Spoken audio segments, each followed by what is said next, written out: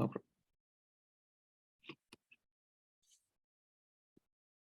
problem. Yeah. So yeah, as I said, just a little background. When Ajamil saw this prostitute and guy embracing each other, he did not only see it, but then when he went back, he kept contemplating on it, and that's what led to his fall down, as we saw. And then we saw that he gave up his Brahminical status and then started living with this prostitute and then had kids with her, and he engaged in all sorts of sinful activities in order to support her and his family. And that is how his fall down happened. So that began with contemplation, right? And then at the end of his life, we know that he had named one of his sons, his youngest son, as Narayan. And then at the end of his life, uh, since he was very much affectionate to his son Narayan, he ended up chanting at the time of his death the name of Narayan, addressing his son. But then eventually, as we heard last time, Gaur Kumar Pu mentioned from the commentary of Vishwanath Chakravarti Thakur Pad that eventually he knew that his son Narayan could not do anything. So then he ended up addressing the real Narayan, who the Supreme Personality of Godhead. And then that's how, although because of his sinful activities, the Yamadutas also came to drag him away to punish him. But at the same time, because he chanted the 4 syllables Narayana, the Vishnudutas also came there. And then there is a conversation between them. And then the Vishnudutas first ask questions to the Yamadutas. The Yamadutas answer those questions, and then that's where, and after that, the second chapter begins, where the Vishnudutas start speaking. And then they point out first to the Yamadutas that they cannot take Ajamil and punish him, because despite all his sins, the fact that he chanted the name of Narayan at the time of his death actually wiped out all his sinful reactions. And that is why he has become sinless now, and that he should be given a second chance. And then they discuss atonement. They discuss atonement. Atonement is prayashchitta, prayashchitta for something wrong that we have done. And then there are various types of atonements described in the Vedic scriptures for various type of sins. But then it is mentioned by Vishnu Dutas that the best kind of atonement is the chanting of the holy names, chanting of the Hare Krishna Mahamantra. And then there is a list of the most grievous sins that one can commit.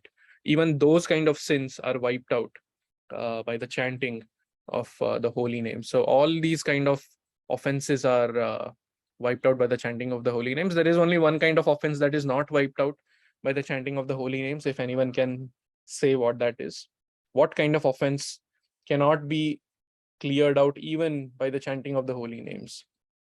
That is actually the greatest offense, the greatest of all. Is it Vaishnava Aparad? Yes, Mataji. Thank you. So Narottam Das Thakur, Hari sthane aparadhe tare hari naam, toma sthane aparadhe nahi paritran. So he mentions in his song E Baro Karuna Koro that Hari sthane aparadhe, if you commit any offense against the Lord Hari, Hari sthane aparadhe tare harinam. Harinam will actually take you beyond that. But then Tomastane aparade, the aparad at the lotus feet of a Vaishnava, nahi paritran. There is actually one paritran, there is actually one solution. You have to go and fall at the feet of that devotee. And then devotees are by nature merciful. Titikshava karunika surida sarva dehinam. Ajachatrava shanta sadhava sadhubhushana. Right. So a devotee is Ajat Shatru. He doesn't have any enemies. He's Karunika. He forgives. He or she forgives very easily. So that is the quality of a devotee. Megha Mataji, you raised your hand. Sorry, what's the offense? Like offending a devotee? Yes, Mataji, offending a devotee, mainly like blaspheming a devotee, criticizing a devotee, or yeah, essentially that, doing something that displeases a devotee. But then I have seen multiple people doing that. You mean you're seeing multiple people doing that? Yeah, like criticizing other devotees, one devotee criticizing other devotee. Yeah, ideally that should not be the case, but yeah, if you have a relationship with that devotee, then you can say that, hey, look, this is the thing, you should not criticize. Yeah, even if you find one of us criticizing other devotees, you should tell us that, you should not do that, criticize. So yeah, offense to a devotee. So criticism is actually the beginning. We start criticizing, and slowly that criticism turns into resentment, and then yeah, that's a vicious cycle.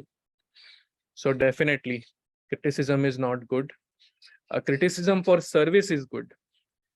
Like, for instance, a mentor is supposed to give feedback to the to his mentee, like to his or her mentee, but that is being done. A guru has to see the faults of his disciple and correct those faults. But all these things are being done as a service to the devotee. The guru is finding those faults as a service to the disciple, right? The disciple, as a service to the guru, is accepting those faults and working on them. So as a service, if someone is doing, then it's a different thing. But then, as long as we are not in that position of serving a particular devotee by giving him or her some criticism, then that actually could lead to Vaishnava Aparadh. We need to be really careful of that. I hope that addresses the point. And then, yeah, so the glories of the holy names are continued by the Vishnu Dutas. So these verses, Sanketyam Parihasyam Va, Stobam Helanam Eva Va, Vaikunta Nama Grahanam, Asheshaga Haram Vidhu. So, one who chants the holy name of the Lord is immediately freed from reactions of unlimited sins, even if he chants indirectly, like jokingly, for musical entertainment, or even neglectfully. So that is accepted by everyone. And adnyanat athava dhyanat, one chants knowingly or unknowingly, it definitely has an effect. Of course, the highest level of chanting of the holy name is when we do it out of love. Namna makari bahuda nija sarva shaktis, right? We do it out of love for Krishna. And that's when the symptoms develop of ecstasy, when we chant with pure love, right?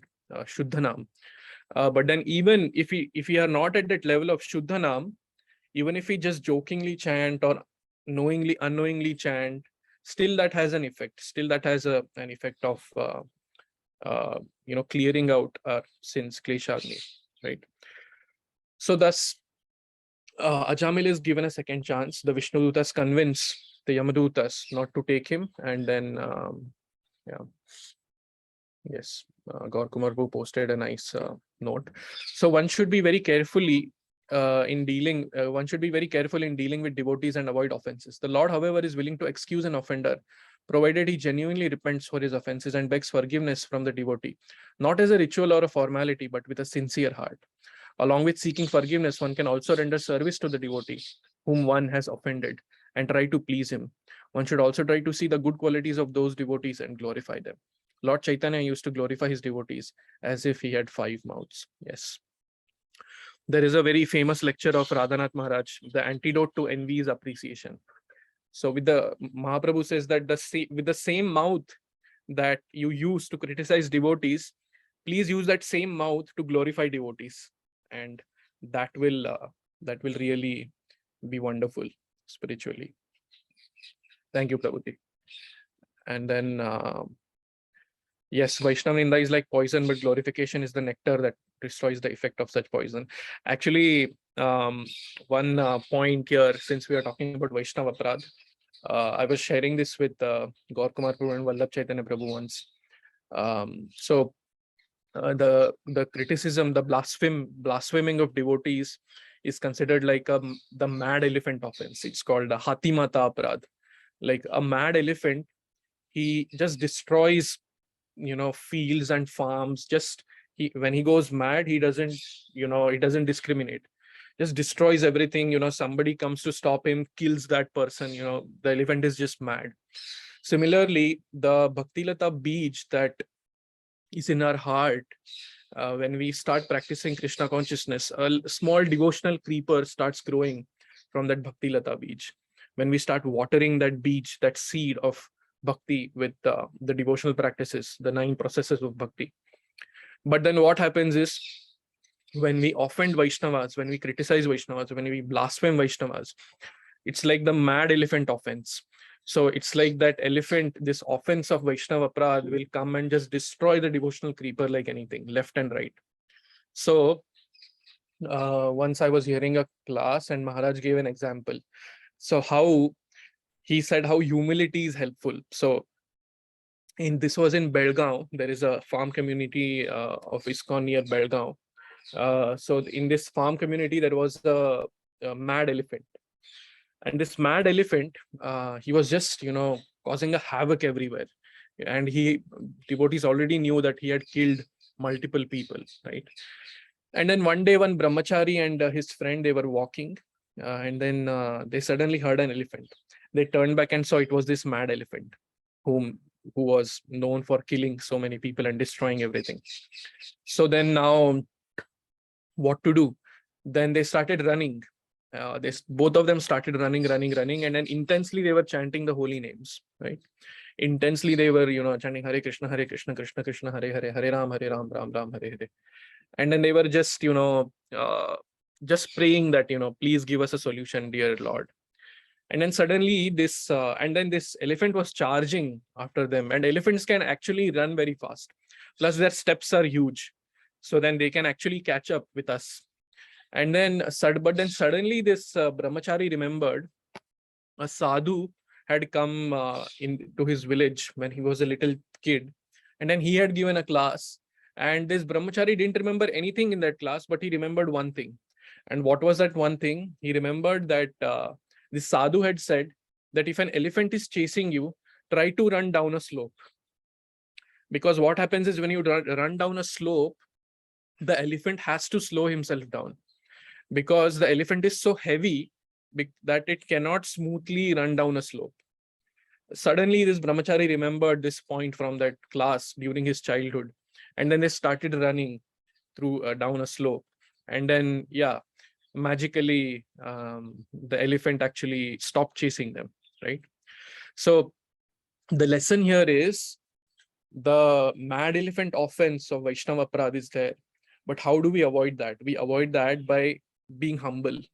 So going down the mountain, or going down the slope, is like going lower. So it's like synonymous to being humble.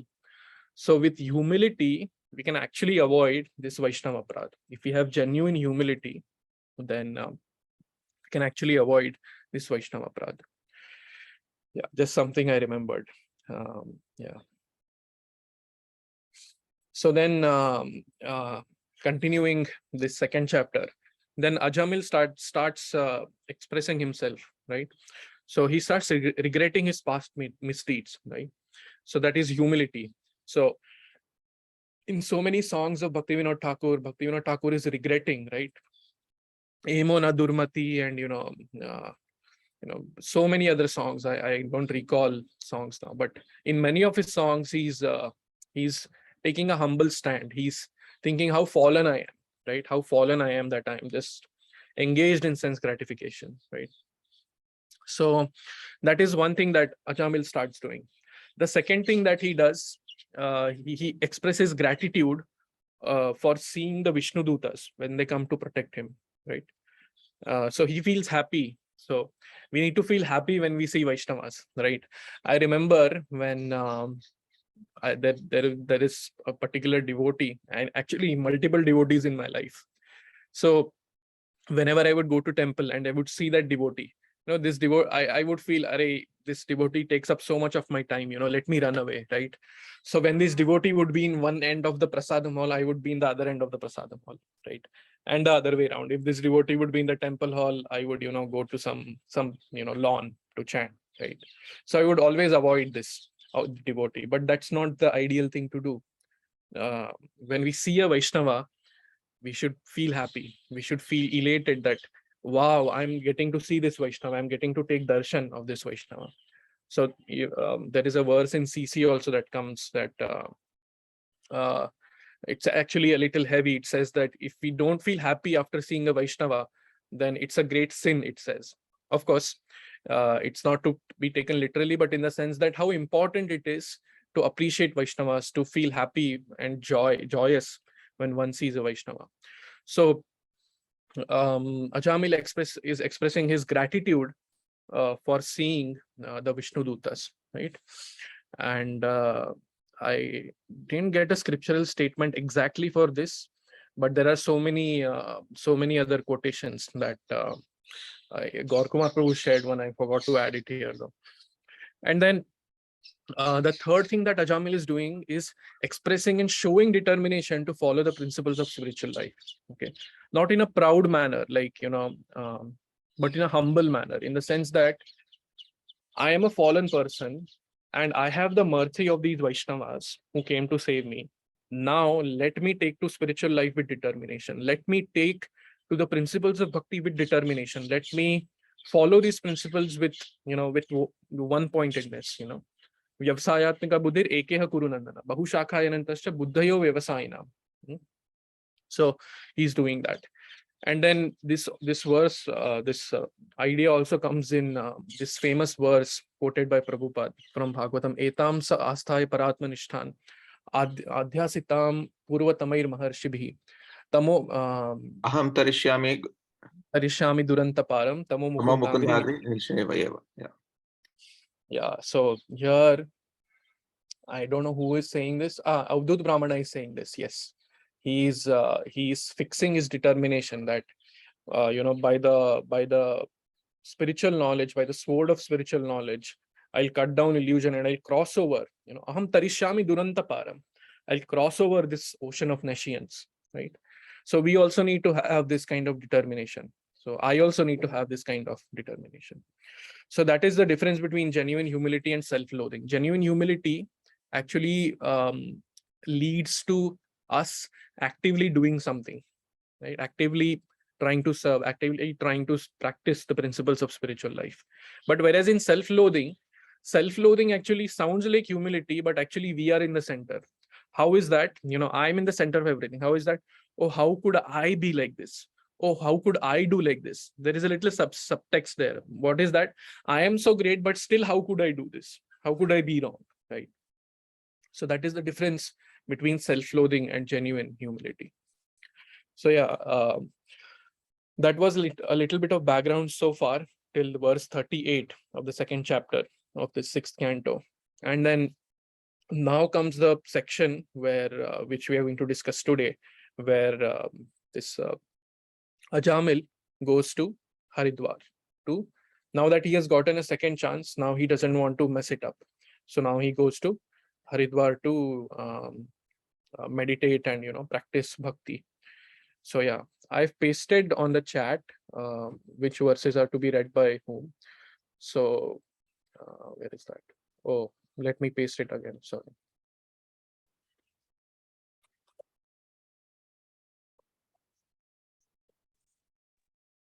Yeah. So 39 and 40, Nitakishwari Mataji, if you can please. Sure, Prabhu.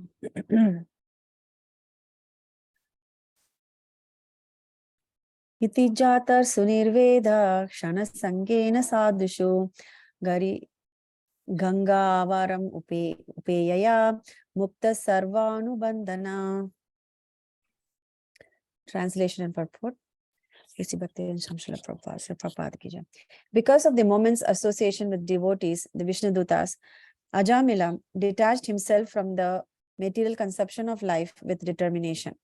Thus freed from all material attraction, he immediately started for Haridwar. Purport. The word Mukta Sarvanu Bandhanaha indicates that after this incident, Ajamila, not caring for his wife and children, went straight to Haridwar for further advancement in his spiritual life. Our Krishna consciousness movement now has centers in Vrindavana and Navadvipa, so that those who want to live a retired life, whether they be devotees or not, can go there and with determination give up the boldly concept of life. One is welcome to live in those holy places for the rest of his life in order to achieve the highest success by the very simple method of chanting the holy name. of the Lord and taking prasad. Thus, one may return home back to Godhead. We do not have a center. We do not have a center in Haridwar, but Vrindavana and Sridham Mayapur are better for devotees than any other places. The Chaitanya Chandrodaya temple offers one a good opportunity to associate with devotees. Let us all take advantage of this opportunity. So do you want me to read 40 and then we'll discuss together, Prabhu? Yes, Uh, yes. The both these 39 and 40 are kind of same theme. So Okay. Satasmin deva sadanam asino yogam asitaha astitaha pratyahritendriya kamo yayo jamana atmani. Translation: in Haridwar, Ajamila took shelter at the Vishnu temple where he executed the process of Bhakti Yoga. He controlled his senses and fully applied his mind in the service of the Lord. Purport: the devotees who have joined the Krishna conscious movement may live comfortably in our many temples and engage in the devotional service of the Lord. Thus, they can control the mind and senses and achieve the highest success in life. This is the process descending from time immemorial. Learning from the life of Ajamila, we should vow with determination to do what is necessary to follow this path. Yeah. Raji, any reflections? Yes. Yeah, so here Prabhupada is saying that how the dhams that we have the Navadvipa, Mayapur, Navadvip Dham, and Vrindavana are our Krishna conscious centers. I've also heard that wherever we have a temple and wherever the devotees are associating, that itself is Vrindavana, and Golok Vrindavana descends right there, and so we must all take shelter of those places. So in other words, even Bhakti Center is also one such place, Radha Govinda Mandir, for us and who live in New York. And every place like this has centers that with Prabhupada has built, that we can take association and shelter of. And Prabhupada, how it says that by a simple method of chanting the holy name of the Lord and taking prasad, so this is and achieve the highest success. This is like the very simple method. You just have to chant the holy name and take prasad, and live in holy places for the rest of your life, and we achieve the highest success. So it's like a simple formula. It may not be an easy one, but definitely a simple method than doing yajnas or chanting Vedas and stuff. It's just the process is very simple as the Kali Yuga progresses. So that is something that I recollect from this 39.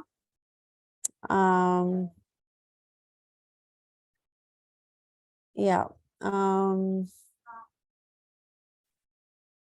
So I also, this week we had a glorious passing away of one devotee here in Michigan. Name is Nayana Sundari Mataji. She passed away at a very young age.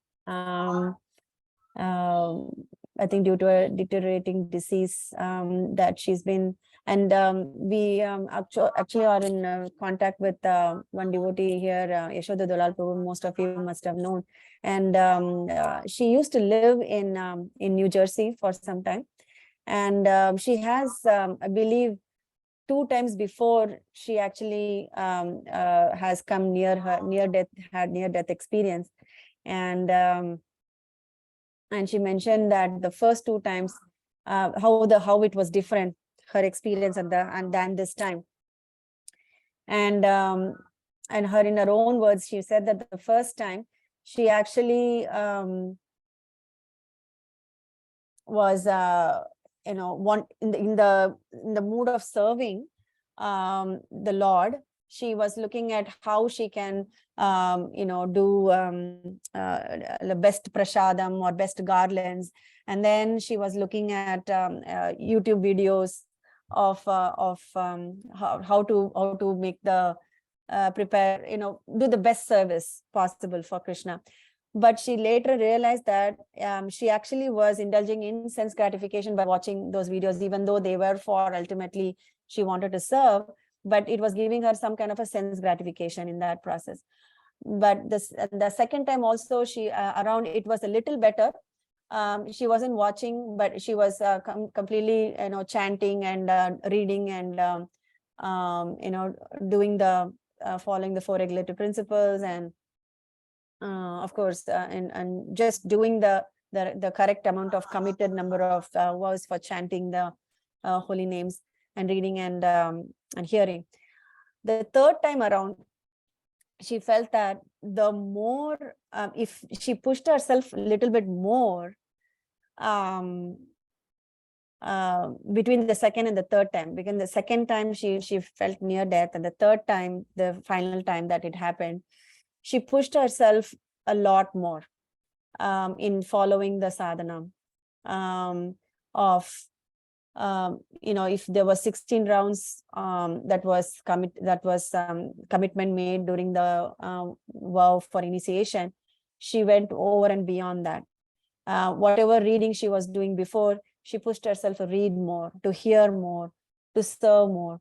She was pushing herself, and this, she said, helped her to zone in on more when she needed the mercy more, like when she was in utmost pain, and then during the last hours of her death, she was able to concentrate and more on the holy names and remain in the consciousness of Krishna, because she had dedicated to pushing the envelope pretty much, of our sadhana, not just just doing the bare minimum, and that too just very superficially.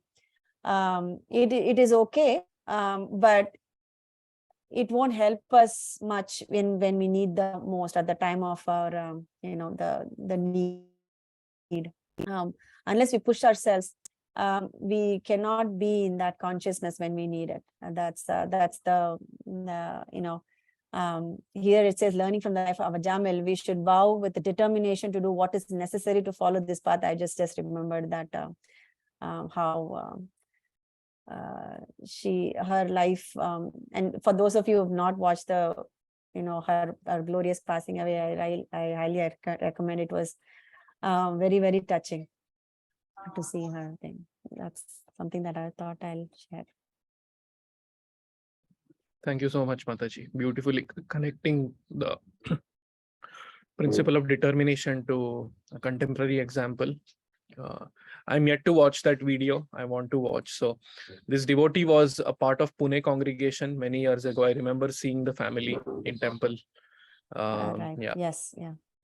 Very glorious, and definitely it's like with every near-death experience, she became more determined and eventually left in a very glorious way.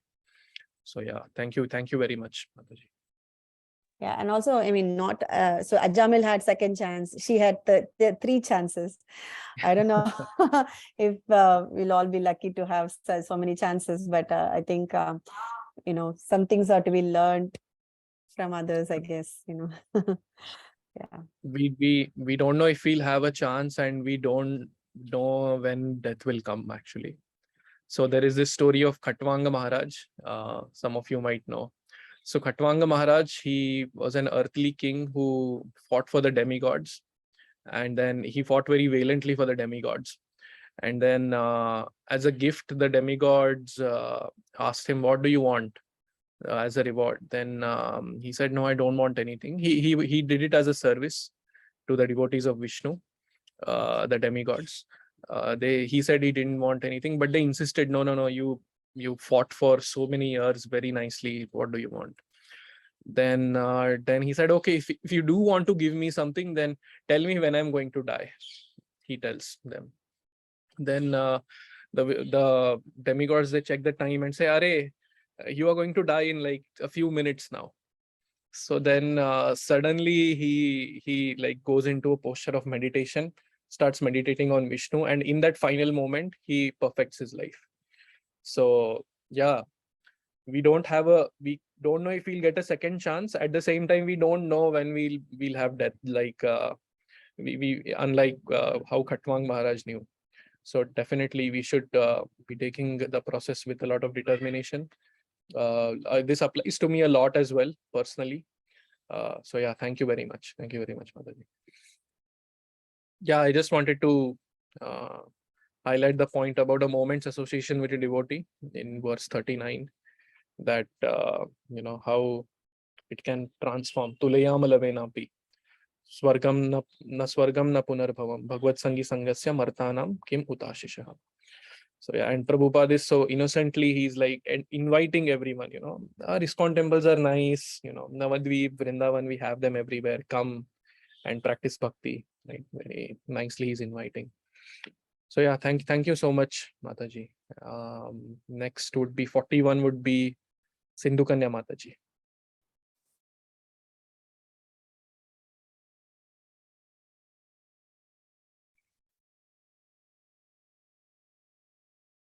Text 41. Tato gunebhya atmanam viyujatma samadhina yuyuje bhagavad dhamni brahmanyanubhavatmani. Translation. Ajamila fully engaged in devotional service. Thus he detached his mind from the process of sense gratification and became fully absorbed in thinking of the form of the Lord. Purport. If one worships the deity in the temple, one's mind will naturally be absorbed in thought of the Lord and his form. There is no distinction between the form of the Lord and the Lord himself. Therefore, Bhakti Yoga is the most easy system of yoga.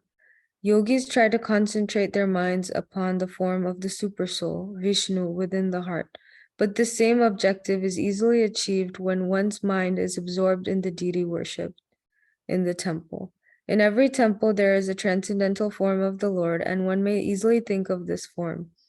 By seeing the Lord during Arati, by offering bhoga, and by constantly thinking of the form of the deity, one becomes a first-class yogi.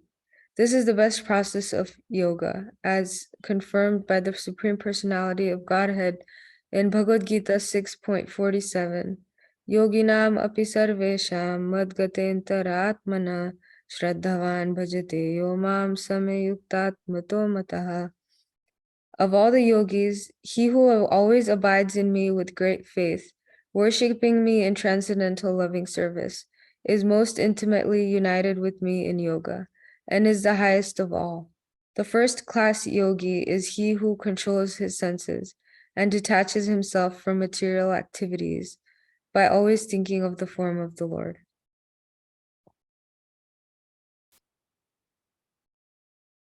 Thank you, Mataji. Any reflections? Yeah, so I think this verse really emphasizes on the form of the Lord and how it's so easy to think of the form of the Lord, and because we have deities in the house, we have deities in the temple, and if we decorate them very nicely, they capture the eyes, they capture the mind, and it's easy for anyone, even someone that's not maybe practicing devotional service, even they get very attracted by the form of the Lord. So even the different temples that have different forms of the Lord, all of them have something unique about them, and how in this verse it talks about in the purport, Prabhupada says that there's no difference between his form and him. And then you can really see that when you look at the deity of the Lord, how beautiful he looks, how it impacts everyone's heart, everyone that's able to go to a temple, visit a temple, and absorb the vibrations there. It is it is because of that form of the Lord, because Krishna is himself present in his deity. So that was just my short reflection. Thank you so much, Mataji. Yeah, very true. The form of the Lord is not different from him. And by seeing the form of the Lord, everyone gets attracted to bhakti and to the form of the Lord in the beginning, and then slowly through that they meet devotees, and then they start practicing bhakti. Definitely. Krishnan Prabhu has a question or a point. Please go ahead. No, I just wanted to share a reflection, Prabhu. So Yes, please. for this purport, I'm reminded of a morning walk conversation that I heard once of Srila Prabhupada, where there was a question about deities in the temple. And Srila Prabhupada uses the example of how the mailbox, is an authorized place where you can put mail, and it goes to the to the head post office, and then from there to the destination.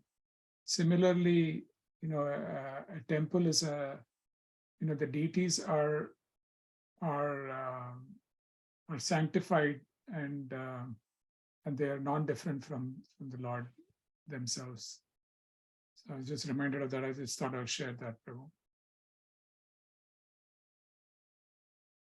Thank you so much, Prabhu.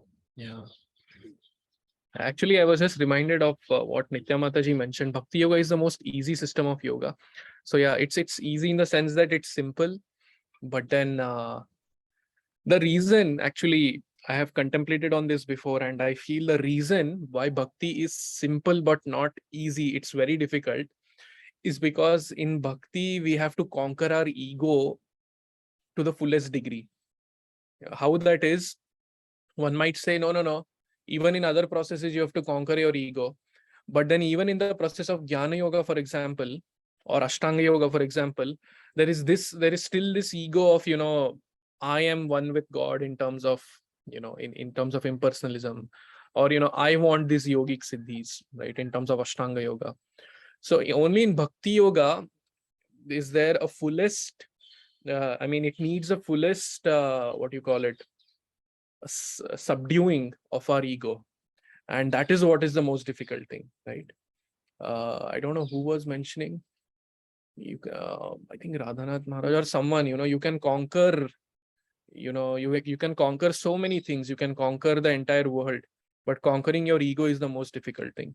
And it is very true, and bhakti wants us to do that. Bhakti yoga, the process is of conquering the ego, and only then we can focus on the Lord. But yeah, thank you very much for your reflections, Sindhu Kanya Mataji, Krishnan Prabhu.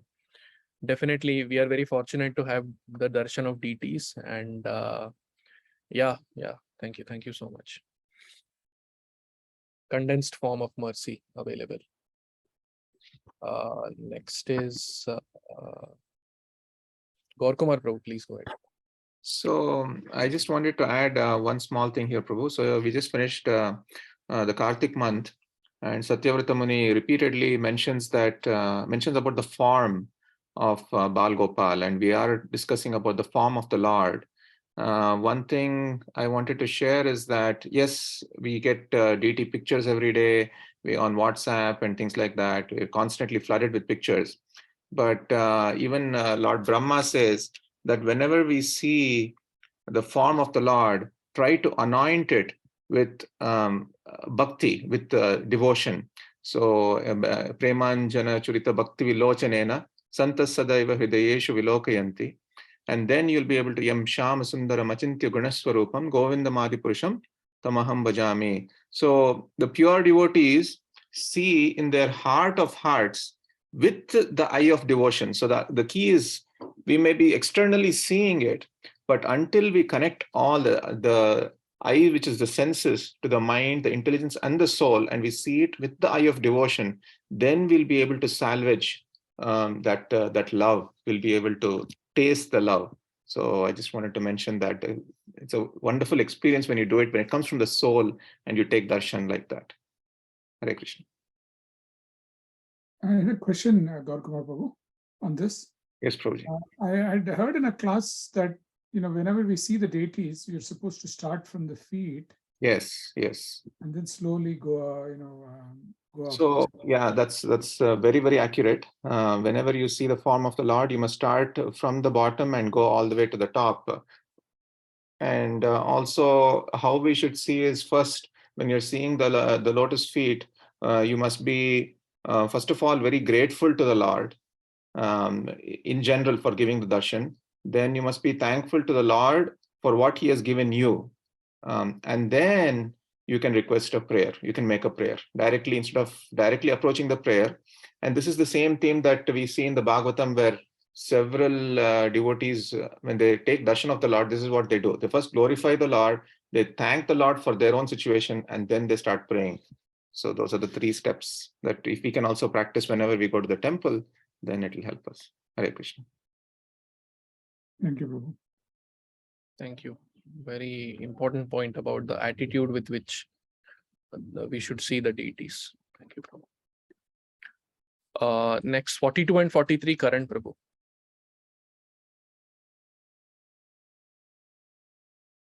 Hare Krishna.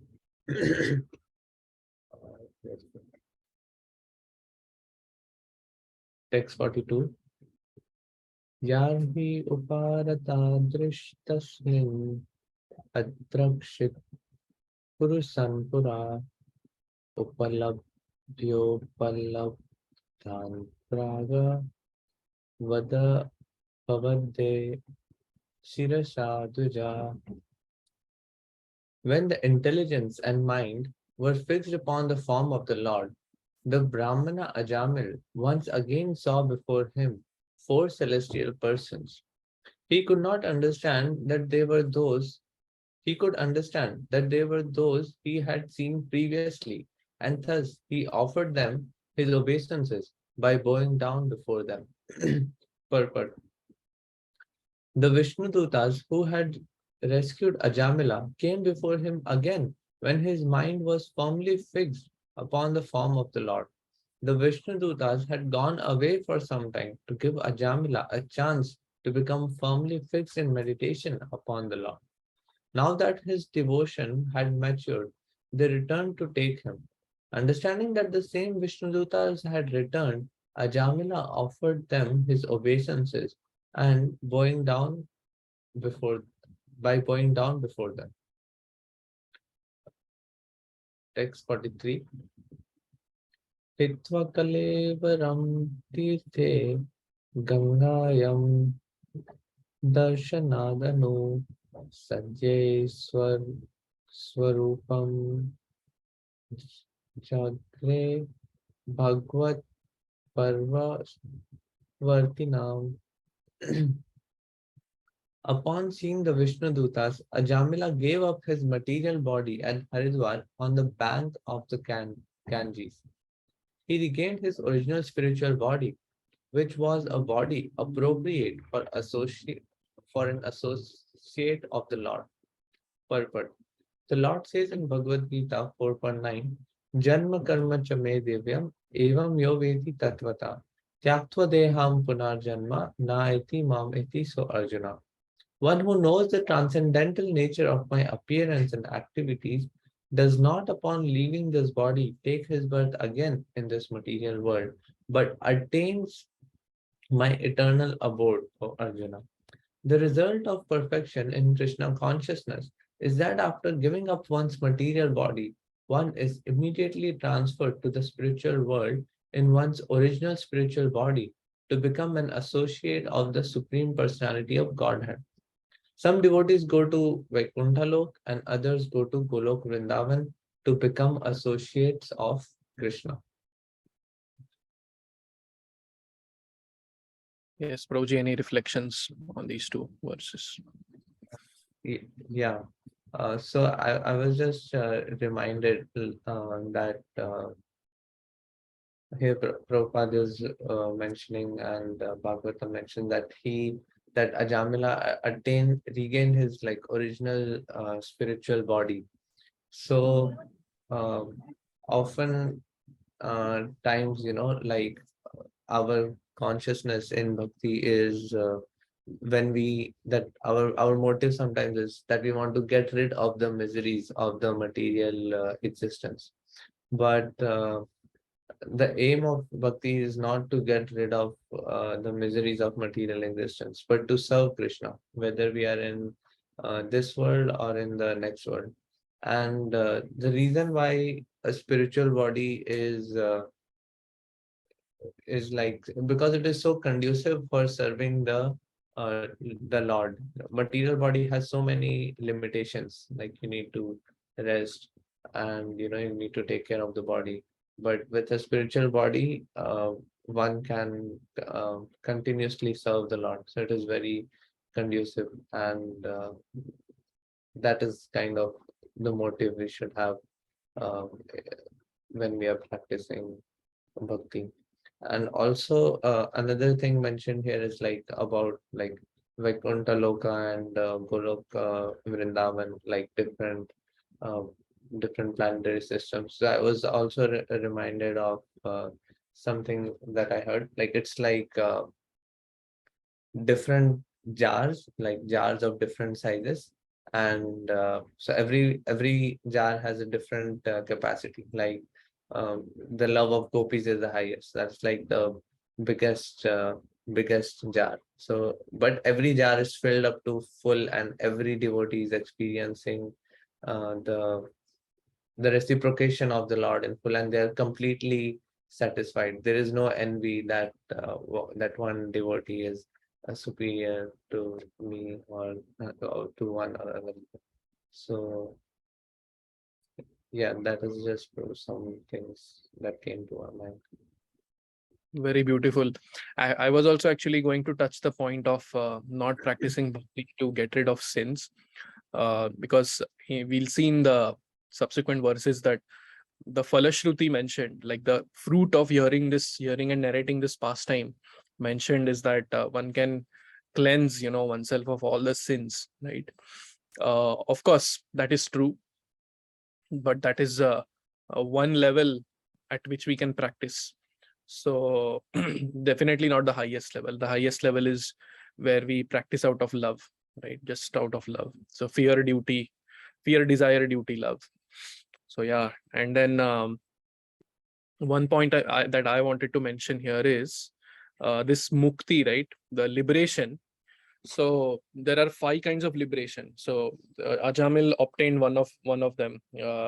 So there are 5, which is Salokya, Samipya, Sarupya, Sarshti, and Sayujya. Salokya means that one is promoted to the planet where the Supreme Personality of Godhead resides. Samipya means remaining an associate of the Supreme Personality of Godhead, and so on, right? Sarupya is having the same form as Lord, four-handed.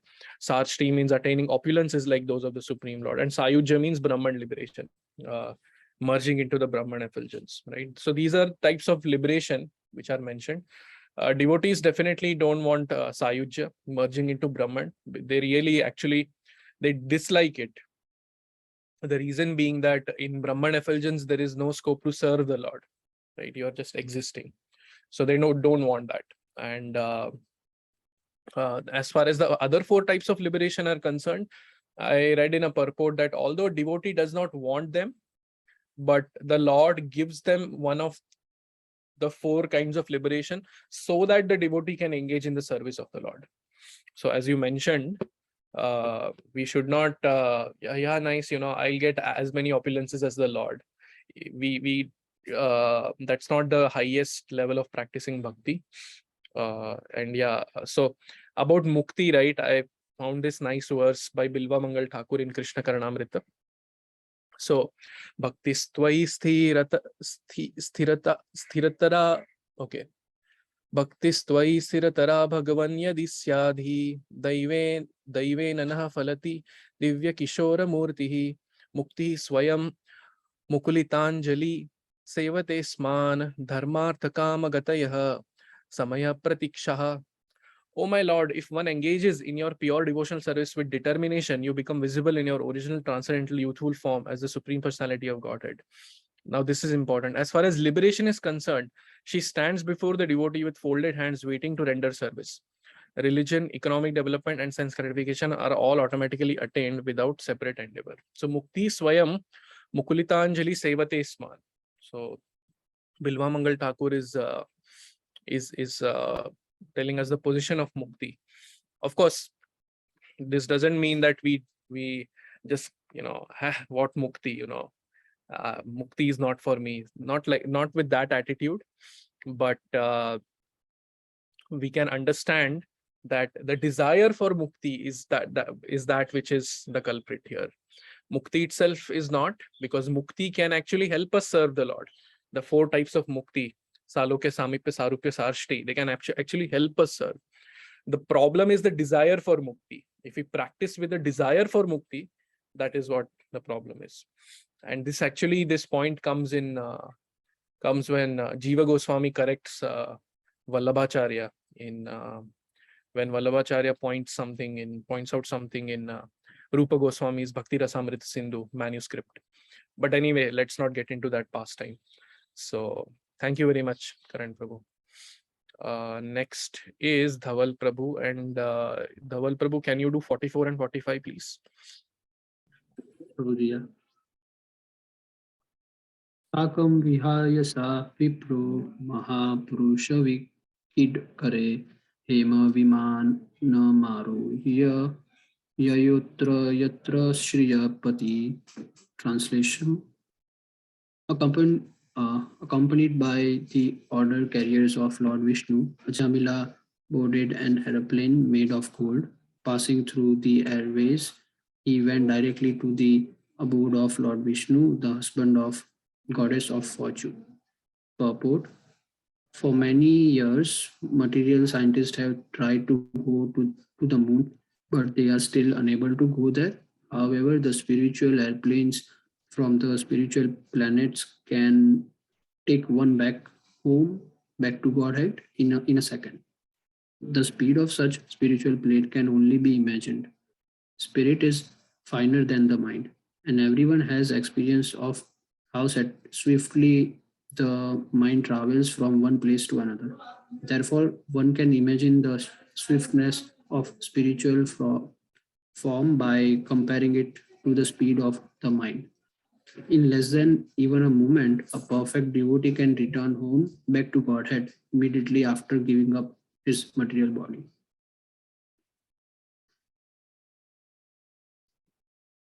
Evan sa viplavis sarvadharma dasya patito gruhan karmana nip, nip, nipatyamano niraye hatvatra sadyo vimukto bhagavanama gruhana. Translation. Ajamila was a Brahman who became a bad I would start again. Ajamila was a Brahman who, because of bad association, had given up all Brahmanican cultures and religious principles. Becoming most fallen, he stole, drank, and performed other abominable acts. He even kept a prostitute. Thus, he was destined to be carried away to the hell by the ordered carriers of Yamraja. But he was immediately rescued simply by a glimpse of chanting of holy name Narayana. I think we lost. Yes, Prabhu. Yes, Dhaval Yeah. Prabhu. We lost Jitendra Prabhu. Do you want to share Yeah. anything, Prabhu, on this? Yes, Prabhu. On the so this again the purport 45 is giving us the overall conclusion, or let's say overall of summary of what happened with Ajamila, how he like lost his senses, and from just by seeing those prostitute performing certain acts, he decided to do the similar thing, and then the story continued towards he like so the story continued, and like at the end also, just to get liberated, he had to like chant the holy name of Narayana. So this shows us that no matter what we do, at the end, if we like, conclusion is like, if we are chanting the holy name of Narayana, we can be liberated no matter what we have done in the past. But the chanting which we do should be pure, and by like, it should be pure in a sense of like, what do you call, like, there shouldn't be any other agenda behind it. We should be chanting the name of the Lord in love. Wonderful. We should be chanting the name of the Lord with love. And as you rightly said, just chanting alone can take us to liberation. Anybody else wants to share anything?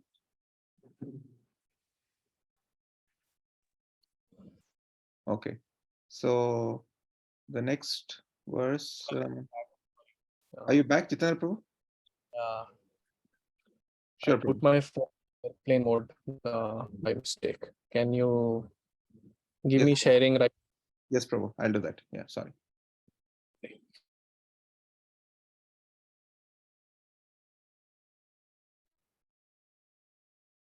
Yes, you should be able to share. Sorry, Dhaval Prabhu, I missed your reflections. If you have already shared or not, I don't. No worries. I was just sharing, Prabhuji, that in like, so the 45 was just a summary of what happened with Ajamila, and the end conclusion is that we should be chanting the name of Lord in love. Yes. Yes, definitely. Love is the important aspect. And yeah, as you said, 45 gives a summary of the entire Ajamila pastime. And yeah, he simply by chanting of the holy names, he was rescued, right? And then, yeah, let's go to 46, Nitya Kishori Mataji again. Yes, Prabhu. Nata param karma nibandha kritantam mumuksatam tirtha padanu kirtanat nayat punap karmasu sajjate mano rajastamobhyam kalilam tato nyayata. Translation: therefore, one who desires freedom from the material bondage should adopt the process of chanting and glorifying the name, form, and pastimes of the Supreme Personality of Godhead, at whose feet all the holy places stand. One cannot derive the proper benefit from other methods such as pious atonement, speculative knowledge, and meditation in mystic yoga, because even after following such methods, one takes to fruitive activities again, unable to control his mind, which is contaminated by the base qualities of nature, namely passion and ignorance. Purport.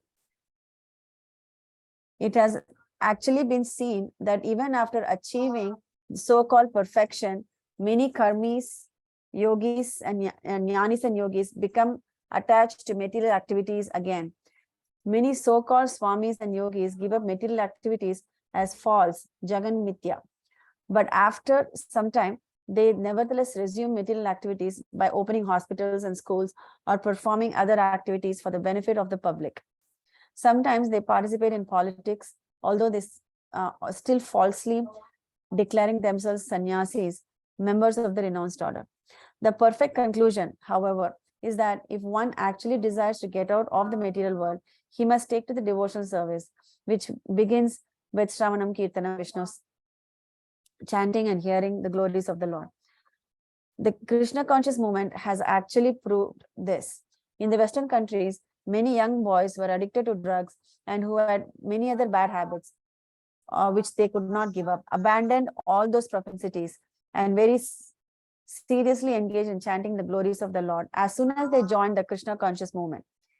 In other words, This process is the perfect method of atonement for actions performed in the Raja and Tama, passion and ignorance, as stated in Srimad Bhagavatam.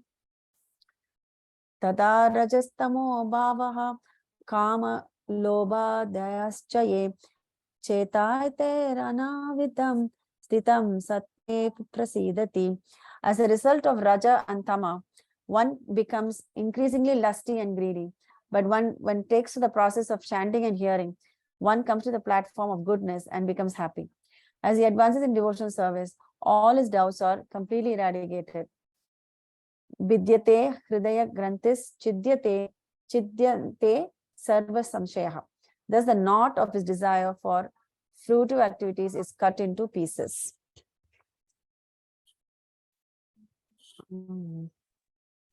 Thank you, Mataji. Any reflections on this?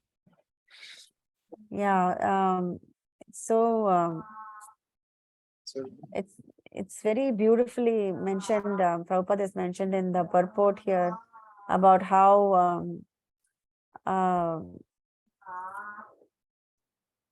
the other types of yogas, karma yoga, jnana yoga, it talks only about detachment, and once they give up the material activities, after some time they resume some way or the other, because it's the soul's nature to get attached to some it's a soul's nature to love God, and we cannot it's the Prabhupada has given us that bhakti yoga. It is not so much about detachment, but it's the attachment, replacing something that is not favorable with something that is favorable to Krishna consciousness, for Krishna consciousness. I think that because of that, it's a very proven thing that we've been seeing over and over, that the people who have been meat eaters all along their lives, they had given up to take up to the Krishna consciousness, and even after taking up to the Krishna conscious movement, even if they are not, let's say for some reason they fall off, their attachment to this process still remains, that they don't go back to their old ways of meat eating or even other intoxications or any other activities that they were originally doing, because they have seen that detachment alone is not sufficient. It's not efficient actually. It's a detachment plus the attachment to something that is higher. That is the only formula that actually works. And we've been seeing over and over again how the yogis who are in the karma yogi or a jnana yogi path, they all fall down some way or the other, and take upon the old activities that they were originally doing, or maybe doing something else completely different. Like Prabhupada is mentioned here, like taking up opening schools, hospitals, like diversifying their detachment to some other. So it is always about attaching something to a higher purpose. Is what Prabhupada has always taught, and that is one of the main things that has attracted me also to this, is that detachment actually never works, and the Krishna conscious is so foolproof, is a perfect formula, and I really appreciate Prabhupada for giving us this sense of this understanding that unless we attach to something higher, attached to a higher taste, be it in chanting, hearing, reading, or any kind of activities that we do that is in favor favor of Krishna consciousness, the detachment does not really actually happen from the so-called bad habits that he's talking about. I mean, that's what I have to share, Prabhu. Thank you, Mantaji. Yeah, the soul is active, na? The soul is pleasure seeking by nature, active and pleasure seeking. So if the soul is engaged, if the soul is not engaged in anything, in the sense of the jnanis, they try to just nullify all action. The soul cannot be in that state because that is not its nature. That is why these Prabhupada writes here that many so-called swamis and yogins give up material activities as false initially, Brahma Satyam Jagan Mithya, but then after some time they again resume the activities, as you said, by diversifying their portfolio now, by opening schools, hospitals, and so on. Because the soul is active, we cannot artificially make the soul inactive. So that is and then here so at this, one cannot derive the proper benefit from other methods such as pious atonement, speculative knowledge, and meditation in mystic yoga. So this point is actually mentioned in Brahma Samhita that Panthastu koti shatavatsara sampragamyo vayo rathapi manaso muni pungavanam sopyasti yat prapada simne avichintya tatve govindamadi purusham tamaham bhajami. So all these muni pungavanam, they are trying to control their mind and saying no to everything and becoming inactive. The max they can go, the max, and even not, these are not the Mayavadis, right? These are not the Brahma Satyam Jagan Mithya guys. These are like the genuine Brahmavadis who are like, really meditating and trying to attain Brahman. They can reach, the max they can reach is Sopyastiyatra, the Simnya Avichintya Tatve. The Simnya, the tip of the toe of the Supreme Personality of Godhead is the max they can reach. And that means it actually Brahman, because from the tip of the toe of the Lord, the whole Brahman effulgence is coming. So a very important point, as you mentioned about Bhakti Yoga, rather than detaching from the negative, it's more about attaching to the positive. And that attachment to the positive not only gives us bliss, but it also naturally detaches us from the lower things. Vasudeva Bhagavati, Bhakti Yoga Prayojita, Janatya Ashu Vairagyam, Jnanam Chayadahitukam. So by Bhakti Yoga, Janatya Ashu Vairagyam, automatically Vairagya comes. So thank you very much for this, Mataji. Can I share a quick reflection, Prabhuji? Yes, please. So, I was thinking about how beautifully the chapter is flowing, the first and second chapter, because right in the first chapter also, Sukdev Goswami, explained how the karma marg is like the elephant which goes and takes bath and then again puts mud on itself. Because that's its nature, it first goes and cleans itself and then it again puts mud on itself. And then the Jnana Marg is like burning down the bush. And even if you burn down the bush, the roots remain, so the plant can again grow. And then, so after giving the answers, Sukdev Goswami, narrated this wonderful pastime. And after the pastime is giving the same conclusions again. So this is, in current, in the business field, they say sometimes when you make a presentation, you have to tell them and then you have to tell them and you have to again tell them, in your summary. So it's flowing so beautifully. And then also there is there's a element of show and tell as well here. So I just thought I would share that, Prabhu. Yeah, definitely. This, I mean, in a way, Shukadev Goswami is exhibiting the best presentation skills that one can have. Yeah. Exactly. You. And then after first giving the conclusion, he narrates the entire pastime and then again he's giving the conclusion once more. Yeah. Just to make it make it for, solidify the. Exactly. Very true. Thank you, Prabhu. Thank you. Yes, the next is Sindhu Kanya Mataji. So 47 and 48 is only translation. So you can do all three: 47, 48, 49.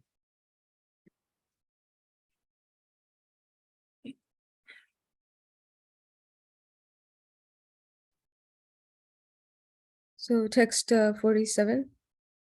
Ya etam paramam guyam iti hamsam agapaham shrunayak shraddhaya yukto yascha bhaktya kirtayet navaina narakam yati nekshito yamakinkaraha yadyapi amangalo martyo vishnu loke mahiyate.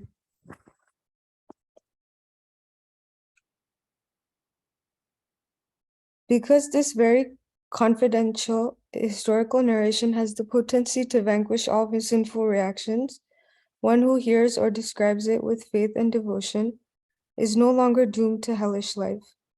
Regardless of his having a material body and regardless of how sinful he may have been, indeed the Yamadutas who carry out the orders of Yamraj do not approach him even to see him. After giving up his body, he returns home back to Godhead, where he is very respectfully received and worshipped.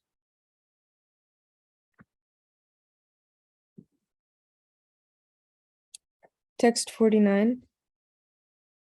Mriyamano harirnama grinan patropacharitam ajamilopya gadhama kin uta shraddhaya grinan.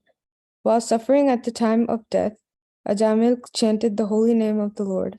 And although the chanting was directed toward his son, he nevertheless returned home, back to Godhead. Therefore, if one faithfully and inoffensively chants the holy name of the Lord, where is the doubt that he will return to Godhead? Purport. At the time of death, one is certainly bewildered because his bodily functions are in disorder. At that time, even one who throughout his life has practiced chanting the holy name of the Lord may not be able to chant the Hare Krishna mantra very distinctly. Nevertheless, such a person receives all the benefits of chanting the holy name. While the body is fit, therefore, why should we not chant the holy name of the Lord loudly and distinctly? If one does so, it is quite possible that even at the time of death, he will be properly able to chant the holy name of the Lord with love and faith. In conclusion, one who chants the holy name of the Lord constantly is guaranteed to return home back to Godhead without a doubt.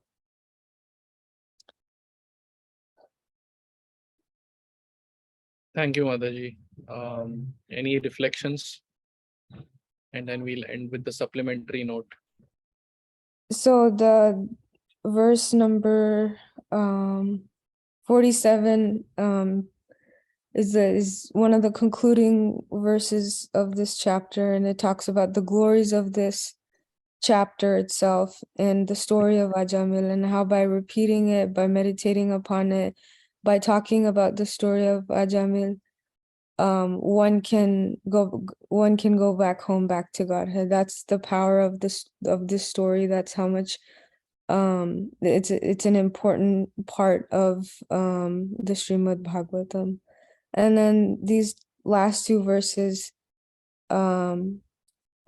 clarify that, if one is practicing throughout his life the practice of devotional service, if by chance at the time of death, if our body is in a disorderly is disordered, then we might not have the opportunity to chant the holy name at that moment. But if we have spent our entire lives chanting the holy name of the Lord, then we get the same benefit as one who chants at the exact moment of death.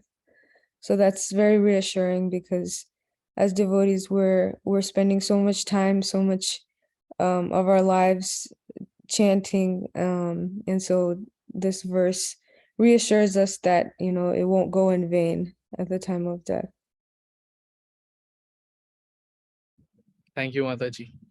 It's like Krishna is not like that God, At your entire life you chant Hare Krishna, and then at the time of death, due to some reason you cannot, and then see, you entire life you did, but you could not chant at the time of death. No, I will not take you. Definitely, Krishna is not like that. Krishna is not like what's the right word? Yeah, he is It's not Bhava. as I was thinking it's not like formulaic, like you chant, you spend your entire lives performing devotional service, you become, a great devotee, but if you don't chant at the time of death, then you don't go back to God. That seems very formulaic, but instead Krishna understands our heart, he understands our mind, and understands our surrender. So Yeah, thank you so much. Thank you so much, Mataji. Yeah, and then finally, yes, Dhawal Prabhu, you want to share something? Yes, Prabhu. Now, on the other way around, let's say after hearing this past time, now we stop chanting because we know that at the end, if we chant once, Krishna would take us. What about that? Well, can So- you do that? See, it's like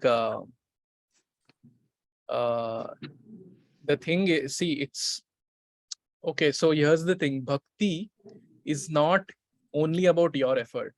Okay, bhakti is also about the grace that is being bestowed.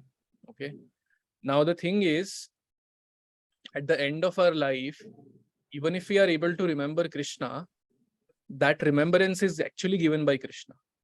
Okay, matta smritira jnanam apohanam cha. So all remembrance, knowledge, forgetfulness comes from Krishna. So it's not just about mechanically, at the time of death thinking about Krishna, and then, Gaur Kumar Prabhu had discussed this interesting example of, a guy, he wants to commit suicide, and then he keeps the gun on his head, and then he thinks about Krishna, chants his name, and shoots himself. What happens to that? Does he go back to Godhead? Definitely not. Definitely not, because it's not like a mechanical thing. It's how much love you have developed for God, right? At the end of if you have actually developed love for God, then that name of God will manifest naturally. That remembrance of of Krishna will manifest naturally at the end of life. And even if for some reason it does not manifest, because Krishna is a bhavagrahi, he will make sure that he manifests in your mind at the time of death, because it's a process of grace. Remember, it's not a process of, I do something, I chanted 16 rounds daily throughout my life, so Krishna, take me back to Godhead now. You cannot say that. You cannot say that, because you cannot control Krishna like that. It's a process of grace. There are two things, right? Yashoda Maya could not bind Krishna every time the rope was falling two fingers short. So one is our endeavor, and the second is the mercy of Krishna. So both are required. It's not that, only my endeavor is what will give me perfection. So like that, Prabhu. Yeah. Unless we chant throughout our life, unless we develop that consciousness, we won't be able to remember Krishna at the time of death. Although we might theoretically think that, hey, I'll enjoy life in sinful ways and then eventually remember Krishna. Even Ajamil, for that matter, he had those pious credits of when he was a Brahmana, right? It's not that he suddenly and then he named his son Narayan, right? He took the advice of devotees. So definitely there was some credit that he had. It's not that, and actually that is a very important point will be discussed in this supplementary note. So we can, yeah, Karan Prabhu, if you can read it, it's a little long, but it's very important. So it addresses a very important question.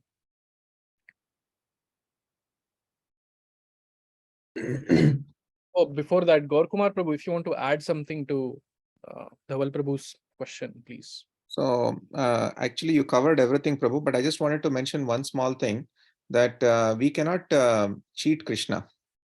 And there is no way that because he's the topmost everything. So if we try to, and as Mataji also mentioned, there is no formula as such, like oh, you chant at the end and then you will immediately go back. It doesn't work like that. Krishna sees your heart, and Krishna sees that whether you're trying to cheat him or not. And also on a practical note, it is said that at the time of death, the pain that you're going through will be equivalent to the pain of 60,000 scorpions biting you. So when that much pain is there, and then let's say you're not attached to the holy names of Krishna and you're attached to so many other things around you, it's almost impossible to think of Krishna at that time. It's almost impossible to think of Krishna at that time. So if you're able to think of Krishna, it's because of several years of devotional practice that you have done. And if you're not able to, and if you cannot even think of Krishna's name because of some accident or something, Krishna will remind you. Krishna will remind you of his name. So it's purely grace. And there are several examples, Dhaval Prabhu, and I think I mentioned one of them also. There's this one devotee in Boston who Rompad Maharaj met a few months ago. And that devotee had Alzheimer's and he had forgotten everything. He had forgotten who his parents were, his wife, children, everything. But one thing he did not forget was the holy names. So how is that possible? Because clearly Krishna was giving him that intelligence to just remember the name. So in one sense, when we are hale and healthy now, we must strive. We must do what we can now. And then at the time of death, we leave it to Krishna. If he wants us to give us the remembrance of Krishna, we take it. Otherwise, yeah, whatever Krishna wants. That's how I see it. Thank you, Prabhu. Thank you, Gautam. Beautiful. Karan Prabhu, we can now. Supplementary note to this chapter. Srila Vishwanath Chakravarti Thakur's commentary to texts 9 and 10 of this chapter form a dialogue concerning how one can become free from unselfish reactions simply by chanting the holy name of the Lord. Someone may say it may be accepted that by chanting the holy name of the Lord, one becomes freed from all reactions of sinful life. However, if one commits sinful acts in full consciousness, not only once but many times, he is unable to free himself from the reactions of such sins, even after atoning for them for 12 years or more. How is it possible then that simply by once chanting the holy name of the Lord, one immediately becomes freed from the reactions of such sins? Srila Vishwanath Chakravarti Thakur replies by quoting verse 9 and 10 of this chapter. The chanting of the holy name of Lord Vishnu is the best process of atonement for a thief of gold or other valuables, for a drunkard, or for one who betrays a friend or relative, for one who kills a brahmana, or for one who indulges in sex with the wife of his guru or another superior. It is also the best method of atonement for one who murders woman, the king or his father, for one who slaughters cow, for one who for all other sinful men. Simply by chanting the holy name of Lord Vishnu, such sinful persons may attract the attention of the Supreme Lord, who therefore considers, because this man has chanted my holy name, my duty is to give him protection. One may atone for sinful life and vanquish all sinful reactions by chanting the holy name, although this is not called atonement. Ordinary atonement may temporarily protect a sinful person, but it does not completely cleanse the heart of the deep-rooted desire to commit sinful acts. Therefore, atonement is not as powerful as the chanting of the holy name of the Lord. In the Shastras, it is stated that if a person only once chants the holy name and completely surrenders unto the lotus feet of the Lord immediately him his considers him his ward and is always inclined to give him protection. This is confirmed by Sridhar Swami. Thus, when Ajamila was in great danger of being carried off by the order carriers of Yamraj, the Lord immediately sent his personal order carriers to protect him. And because Ajamila was free from all sinful reactions, the Vishnudutas spoke on his behalf. Ajamila had named his son Narayana, and because he loved the boy very much, he would call him again and again. Although he was calling for his son, the name itself was powerful because the name Narayan is non-different from the Supreme Lord Narayan. When Ajamila named his son Narayan, all the reactions of his sinful life were neutralized. And as he continued calling his son and thus chanting the holy name of Narayan thousands of times, he was actually unconsciously advancing in Krishna consciousness. One may argue, since he was constantly chanting the name of Narayan, how was it possible for him to be associating with a prostitute and thinking of wine? By his sinful action, he was bringing suffering upon himself again and again, and therefore one may say that his ultimate chanting of Narayana was the cause of his being free. However, his chanting would then have been a nam aparad, na- n- namno baladyasya hi papa buddhi. One who continues to act sinfully and tries to neutralize his sin by chanting the holy name of the Lord is a nam aparad, and offenders to the holy name, an offender to the holy name. In response, it may be said that Ajamila's chanting was inoffensive because he did not chant the name of the Narayana with the purpose of counteracting his sin. He did not know that he was addicted to sinful action, nor did he know that his chanting of the name of Narayana was neutralizing them. Thus, he did not commit a nama aparad, and his repeated chanting of holy name of Narayana while calling his son may be called pure chanting. Because of this pure chanting, Ajamila unconsciously accumulated the result of bhakti. Indeed, even his first utterance of the holy name was sufficient to nullify all the sinful reactions of his life. To cite a logical example, a fig tree does not immediately yields fruit, but in time the fruits are available. Similarly, Ajamila's devotional service grew little by little, and therefore, although he committed very sinful acts, the reactions did not affect him. In the Shastras, it is said that if one chants the holy name of the Lord even once, the reactions of past, present, or future sinful lives do not affect him. To give another example, if one extracts the poison fangs of a serpent, this saves the serpent's future victims from poisonous effects, even if the serpent bites repeatedly. Similarly, if a devotee chants the holy name even once, inoffensively, this protects him eternally.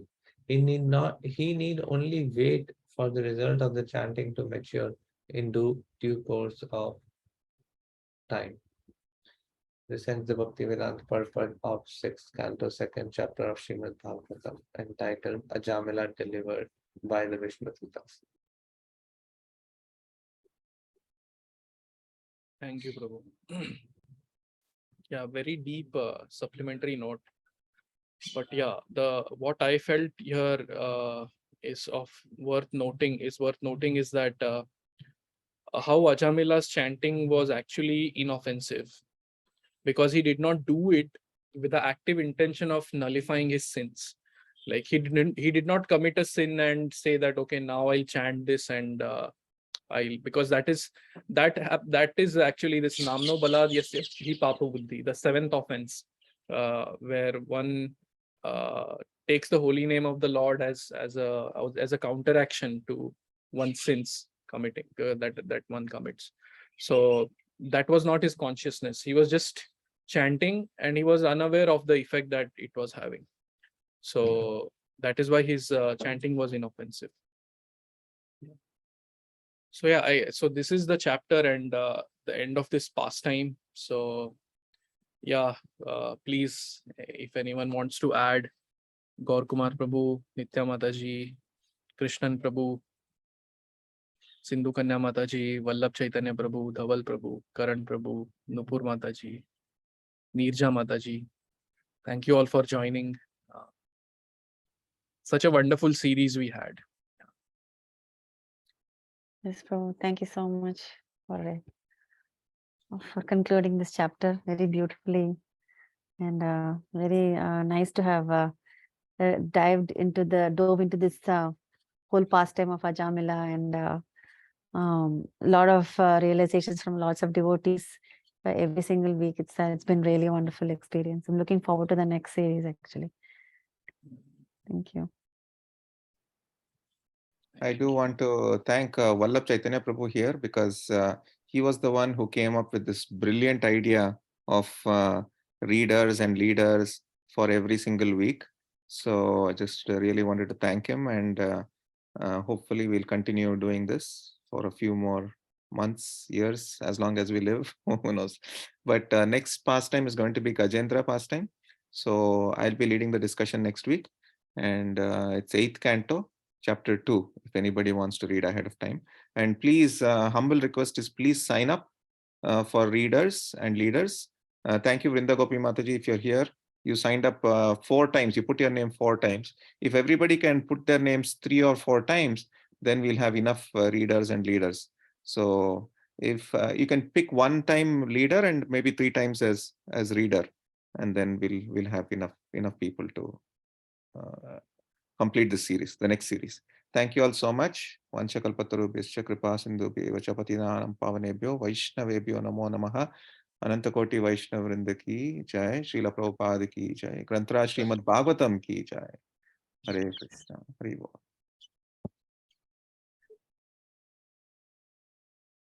Hare Krishna. Krishna. Sorry for the hiccups, but yeah, in between. Oh, thank you, Prabhu. You were brilliant, actually. It's so nice that it ended with Jagannath Gopal Prabhu. Thank you. Sri Jagannath Gopal Prabhu ki jai. Jai, jai. Thank you. Thank you, Krishna Prabhu.